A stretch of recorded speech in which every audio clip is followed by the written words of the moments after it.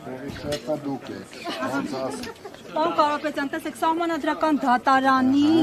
մոտ իշխանության ներկայացուցիչները հիմնական այս պնդումն են անում, տեսեք, ասում են, եթե իսկապես ընտրությունների արդյունքների հետ համաձայն չեք, դուրս եկեք փողոց։ Եվ ընդդիմության մեջ էլ տեսակետ կա, որ եթե այս ահռելի ճնշումներն են եղել հատկապես ձեր ուժի նկատմամբ, ինչու հունիսի 8-ին ոտքի չկանգնեցին եւ ցույց չտվեցին, որ իրենք այո ընդվզելու են եւ պայքարելու են իրենց ձայների համար։ Ամեն ինչ դեռ առջևում է, հիմա մենք սպասում ենք սահմանադրական դատարանի որոշմանը, դրանից հետո որոշենք մեր հետագա քայլերը։ Բայց ինչ եք ակնկալում դատարանից, որը նշանակվել է ՔՊ-ի կողմից։ Ակնկալում ենք երկրորդ փուլ։ Ընտրությունների, բայց պարոն Կարապետյան, քաղաքագետներն ասում են, որ այդ դեպքում իշխանության շանսերը ավելի է մեծանալու երկրորդ փուլ գնալու պարագայում։ Իշխանությունը ոչ ունեցել է շանս, ոչ էլ կունենա։ Իրենք ընտրախախտումներով ինչ-որ թվեր են նկարել, ինչը հիմա Վարդևանյանը սահմանադրական դատարանում ապացուցում է։ Պարոն Կարապետյան, հերթական ձայնագրություն է հրապարակվել, որտեղ անձամբ ձեր անունը կա նշված ձայնագրության։ Կարևորը ձեզ չձայնագրեն, իմ անունը խնդիր չի։ Ձեր մոտ հարցերը ինչու են ձեր անունը շրջանառում այդ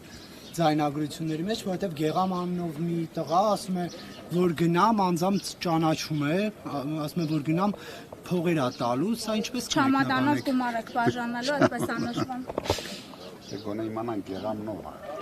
Ասում որ ձեր հետ շատ մոտիկ է, մի բան էլ ասում եք ինչի չի գալիս, ու չի ամաչում։ Ուրա, կտեք վերեք Գեղամին, ես չգիտեմ մասը։ Պարոն Կարապետյան, դուք միտում տեսնում եք, հնարավոր է քաղաքացիների։ Ոչ,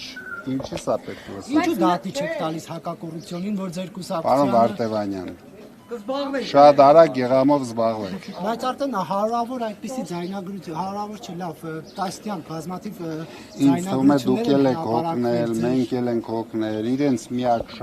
շանսը ժողովրդին բժշկերին այդ ձայնագրություններով իրենց գործը արեցին։ Ես քանց հետո դուք եք բողոքարկում ընտրությունների արդյունքները։ Եվ այսպես զանգվածային ընտրակաշառքների Միայն մասին։ մենք իրավունք ունենք բողոքարկել։ Պարոն Կարապետյան, տեսեք, իշխանության տարբեր ներկայացուցիչներ, այդ թվում Արդարադատության նախարարը, որը ՔՊ ներկայացուցիչն է սահմանադրական դատարանում, ասեց աղաղակող համատարած խախտումներ են եղել։ Երբ որ ես հարցադրում հղեցի, իսկ այդ պարագայում ինչի՞ չեք բողոքարկում ընտրությունները, ասեց, որովհետև ընտրողն արդեն իր քվեով ապացուցեց, որ մենք արժանի ենք ընտրվել։ Մոտավոր էս տեքստով, էլի։ Դե կյանքն էլ ցույց կտա իրենք արժանի են, թե չէ, մի քիչ ամպեր են։ Պարոն Կարապետյան, Նիկոլ Փաշինյանը կարծես չի դադարում։ Իրենք ամեն օր մեր երկիրը տանելու են կործանման։ Դուք դա կտեսնեք ձեր աչքերով։ Դրանից հետո մեր ժողովուրդը իր խոսքը կասի։ Պարոն Կարապետյան, Նիկոլ Փաշինյանը չի դադարում ձեր եւ ընդդիմության մյուս լիդերների նկատմամբ այս սպառնալիքներ տարածել ձեր վերաբերյալ, ասում է տասնյակներով, տասնամյակներով բանտում են լինելու ունեզրկելու է, ձեզ ինչպես եք պատկերացնում ձեզ ունեզրկելու այս process-ը, ենթադրում եմ, որ դա պետք է իրավական ինչ-որ process լինի եւ Դուք պատկերացնում եք դա։ Դուք անձամբ։ Դուք ձեր պատկերացումների մասին խոսենք, պարոն Կարապետյան, իսկ տասնամյակներով Ինձ մա ինքն էլ չի պատկերացնում, դա էլ չի պատկերացնում։ Խոսում է, էլի։ Մի բան այդ մարդը 8 տարի խոսում է, հիմա մի քիչ էլ խոսում։ Բայց տեսնում չէ կալանավորումներ համատարած, պարոն Կարապետյան, դատական համակարգը, դատավորները կալանավորում են ընդդիմադիրների։ Դրանով իրենք կարողանում են արդարացնել իրենց ապօրինությունները, բժշկեն ժողովրդին, խապեն իրենց սպերով, ցույց տան, որ իրենք հաղթել են, իրենք լավ գիտեն, որ չեն հաղթել։ Պարոն Կարապետյան, դուք 340,000 քվե ունեք, ինչու այդ մարդկանց չեք գեներացնում դուրս գան փողոց, եթե կարծում եք ընտրություններն անարդար են եղել։ Բայց ինչ գիտեք չեն գեներացում։ Բա ուր է այդ Այդ գործընթացը, ներողություն բացահայտել։ ընտրություններից անցել է արդեն։ Գեներացնելը դա ժամանակի հետ է կախված։ Կգեներացնենք մի օր դուրս կգան։ Այսպիսի կարծիքներ կան, ասում են գործարք է եղել այդ մարդկանց հետ, իշխանությունն է ասում, փողը վերցրել են, գնացել ընտրել են, հիմա ասում են ոչ մի կապ չկա այդ Դուք հիմա մարդկանց եւ ամենալավագույն լրագրողներից մեկն եք։ Կարող եք մեկ փաստ։ Դուք հիշում եք ես ինչ եմ ասել, այդ ընտրակաշառքերով գոնե մեկ փաստ, այդ բոլոր լրագրողներով կարող եք հայտնաբերեք մեկ մարդ, ում մենք փող ենք տվել։ Դե ձայնագրությունները ձեզ համար ինչ-որ փաստ չեն, որ հստակ Ձայնագրությունները ձեզ համար են անում, մեզ համար դրանք փաստ չեն։ Ձեզ համար հետաքրքիր է լսեք։ Բայց ձեր թիմակիցներից փորձել եք հետաքրքրվել այդ ձայնագրությունները են ու միջև են այդ մարդիկ ովքեր են, ինչ են խոսում, ինչու են խոսում, այդ փողի թեմա է։ Դա այսպես անձնական հա ձեր հետաքրքրությունը չկա բավարարելու։ Հիմա եթե ձեր հարևանին ձայնագրեն, ձեզ հետաքրքիր է։ Դե այնտեղ թիմակիցների ամուները տալիս, Բայց դուք գումարի չեք զգում, ամուները որ տալիս։ ապօրինի ձայնագրում են։ Հակակոմություն ասում է դատարանի որոշումներով ենք ձայնագրում։ Դե կյանքը ցույց կտա, արեք։ Պարոն Կարապետյան, Ամեն ինչ կհայտնաբերենք, բոլորը պատասխանատվության կենտարկվեն, թե ձայնագրողները, թե անողները, թե ընտրություններ կեղծողները, մի վռազեք։ Պարոն Կարապետյան, տեսեք, բացի այն, որ տեսակետներ են հնչում փողոցային պայքարի վերաբերյալ, փորձագիտական, մասնագիտական շրջանակները նաև նշում են, որ հնարավոր է փողոց մղելը, նաև այդ թվում իշխանության կողմից ձեր ուժին փողոց մղելը ունենա այն նպատակը, որ ձեզ ռեպրեսիաներով ճնշեն ու այսպես մեջտեղից հանեն, փաստացի ստացվի այն, որ լեգիտիմությունը, որը չեն ստացել, բացարձակ լեգիտիմությունը, որը չեն ստացել ընտրություններով, արդեն ստանան փողոցում ամրապնդեն ձեզ մեջտեղից, այսպես ասած, հանելով, իզոլացնելով։ Այս վերսիային ինչպես եք վերաբերվում, չեք վախենա փողոց դուրս գալ։ Իշխանությունները ոչ մի շանս չունեն մեզ մեջտեղից հանեն։ Բացարձակ, ինչ ուզում անեն։ Լավ, ընդհանուր առմամբ դուք կհավատայիք, որ թիվ 1 բարեգործը, որը նաև այս իշխանություններն չեն հերքել ժամանակին, ձեռք սեղմումով ամրապնդել են այդ փաստը, այս ոճով կկարողանային ուրանալ ձեր արածը երկրի համար, կկարողանային այսպես մոռացության տալ։ Իրենք ուրացան 10 միլիոն հայ ժողովրդի արածը, իմ արածը խիտ չպետք է ուրանան։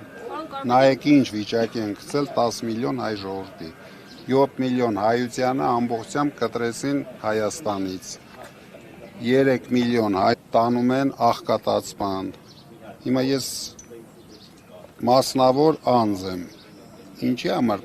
չուրանան իմ արածները։ Հիմա որ չստացվեց վարչապետ դառնալ, ձեր մյուս բոլոր Իսկ ինչ գիտեք չստացվեց։ Դա չեք ընտրվել։ Միգուցե սահմանադրական դատարանը ամսի 4-ին որոշում է, որ ես եմ վարչապետ։ Դուք հրաժարվեք։ Մի քիչ Վարդևանյանը որ գաստա, դենց էլ կլինի։ Մյուս քաղաքացիություններից կհրաժարվեք, շարունակեք, թե կփոշմանեք։ Ինչից։ Կիպրոսի եւ Ռուսաստանի Դաշնության քաղաքացիություն։ Ժորժ ջան, դա մի քիչ արդեն ինձ դուր չի գալիս, որ դուք ընկել եք իմ անձնագրերի հետևից։ Ես ասել եմ, որ օրը դրա կարիքը կլինի, ես կլինեմ միայն Հայաստանի քաղաքացի։ Հիմա ամեն օր դուք կարող եք ձեր անձնագիրը նվիրեք մեր ընկերուհուն։ Բայց ինչի պետք է ձեզ ամեն օր պատասխանեմ, ես քաղաքական հայտարարություն եմ արել, ես ասել եմ, որ օրը դրա կարիքը կլինի, այսինքն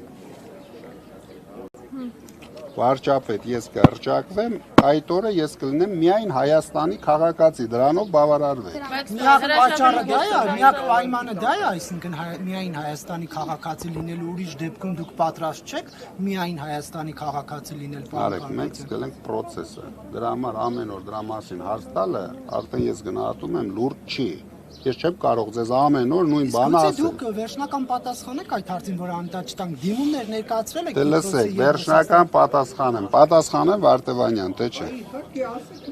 Որպեսզի ես կարողանամ հրաժարվեմ լիակատար, ինձ պետք է դատարանը բաց թողի, ես գնամ ամենակիչը այդ դեսպանատները, դիմում, եթե ես Վարդևանյանին դիմում գրել եմ։ Հիմա Վարդևանյանը դրանով ինչ կարող է անել, ես չգիտեմ,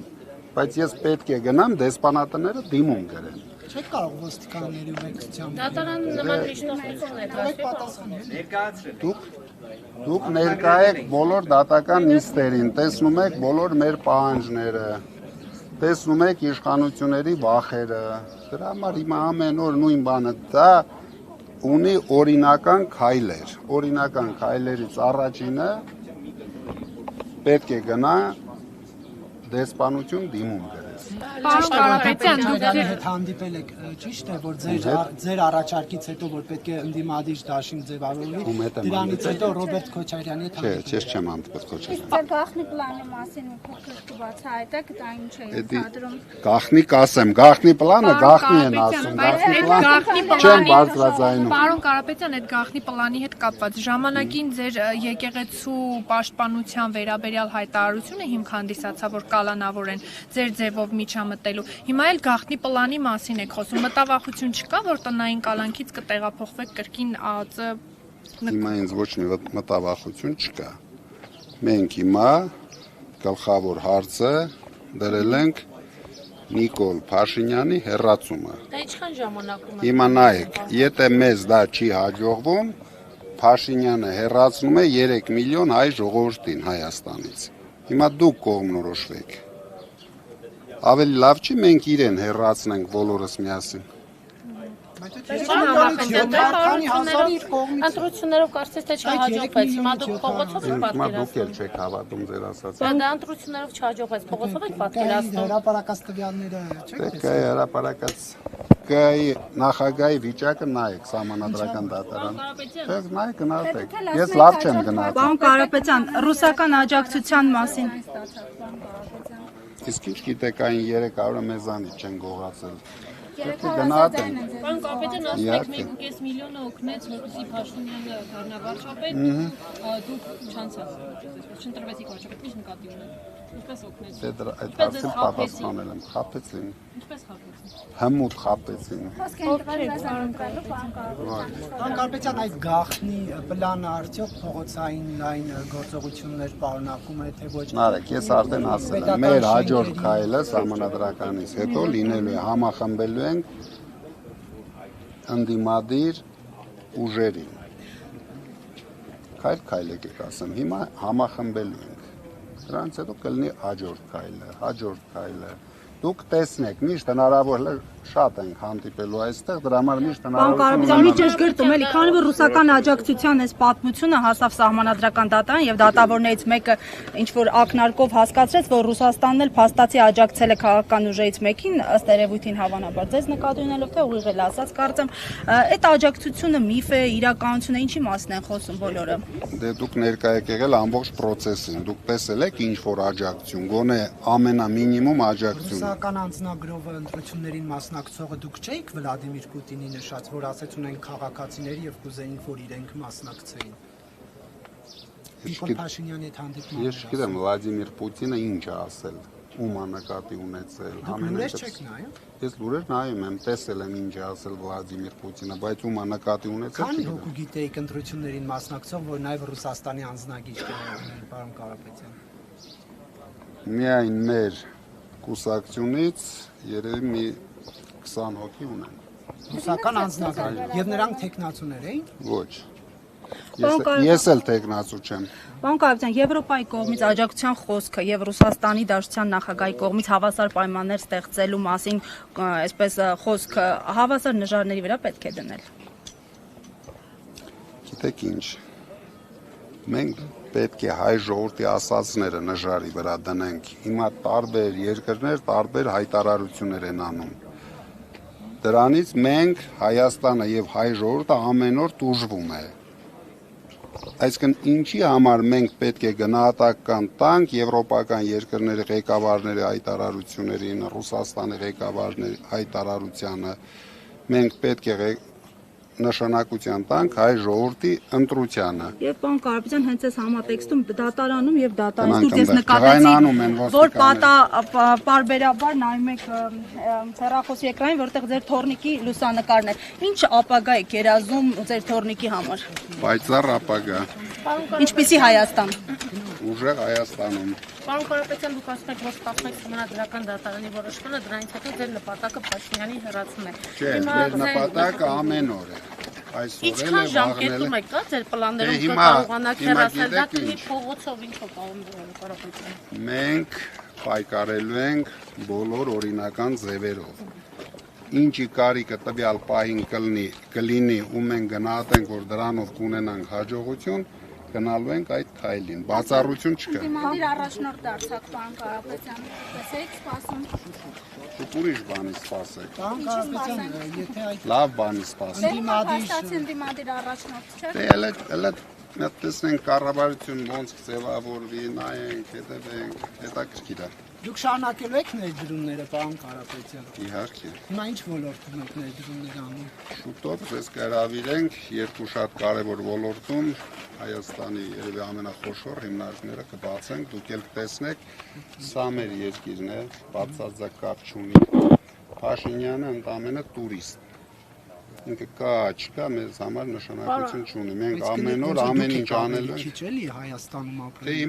հիմա կտեսնենք։ Շարունակեք ապրել Հայաստանում, պարոն Կարապետյան։ Ապրելու եք Նիկոլ Հայաստանում։ Փաշինյանը Ծառուկյանի Արարատ ցեմենտ է, հա, կարծես ուզում խլի հերթով պետականացում է դիմադիների այսպես ընկերությունները հիմա Նիկոլ Փաշինյանը ոչ մեկից ոչ մի բան չի կարողանալու խլի։ Հեծը ոնց Ժամանակավոր ոգևորություն։ ցեմենտն է, պարոն Կարապետյան։ Հեծը խլելա։ ասում վերցրեցին արդեն։ Դե վերցրեցին գնացեք նայեք էցի վիճակը։ Վերցել են տեսեք ինչ է Ասում կատարվում վթարված հետ։ խողովակներ են Ռոմանոս Պետրոսյանը,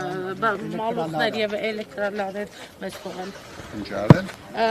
Խտած Բա էլեկտրալարեր։ պատկերացնում եք մեզ ինչ էին թողել։ Բա իրեն գիտեին մի հատ Mercedes-ա կանգնած նստելու են ու քշեն։ Դե տեսան ինչ էինք մենք ստացել, բայց մենք իրենց թողել էինք շատ նորմալ վիճակում։ Հիմա գնացեք նայեք։ Պարոն Կարապետյան, դա վերջում դիմեք ձեր ընտրողներին, որոնք սպասում են ինչ-որ քայլերի ձեզնից։ Մեր ընտրողները ուժեղ են, իրենց քայլը կանեն, երբ դրա կարիքը լինի, դուք մի կասկածեք։ Պարոն Կարապետյան, իսկ առանձին հարցազրույց հնարավոր է։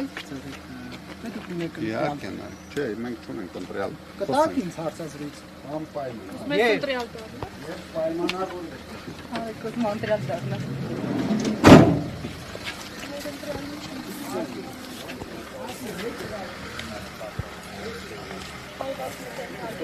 Ներ հարցադրումներ Հայաստան առաջնորդ Սամվել Կարապետյանին այսօր նրա գործընկերան